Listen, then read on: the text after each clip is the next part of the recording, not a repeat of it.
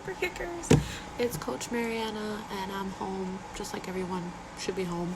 Trying to keep myself busy and whatnot. I usually teach at 69. I do Legos, sometimes Osmo, mostly obstacle course, and this year I just started teaching STEM class, so I thought we could do something STEM related because we got a bunch of stuff at home and we're stuck at home. So what you're gonna need for this is a deep Tupperware, probably clear like this, dish soap you can find at home, your nearest dollar store or supermarket should have food coloring, Q-tips, and milk. I drink almond milk, so that's what I have, but anything will do. It's called magic milk. Let's get started. Okay, so what we have is our clear Tupperware.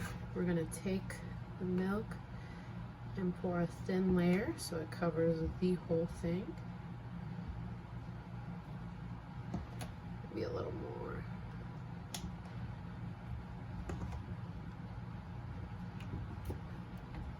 Then we're gonna pour our dish soap in here. Take our food coloring.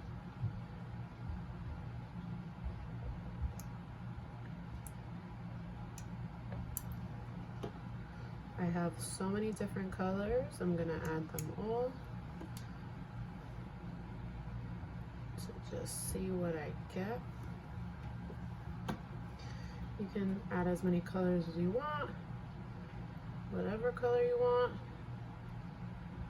Just try and fill up the whole plate. Then you're gonna take your cotton swab, dip it in the dish soap, get it nice and full, take it, and you're gonna hold it in there for about 15 seconds, and you already see the colors starting to turn. They're mixing with each other. So the reason this is happening is milk is made up of so many things: protein, fat, minerals, and when the dish soap mixes with the milk, the fat breaks up. So normally we wouldn't be able to see all that happening, but because we added food coloring, it turns visible. So it used to be invisible and now it's visible. So that happens. You can keep trying to mix the colors as they go, from different angles. Count 15 seconds and it'll start to break up, as you see the green is doing now. Moving and moving and moving. And as you see, you can keep trying and moving it. And that's how we get magic milk.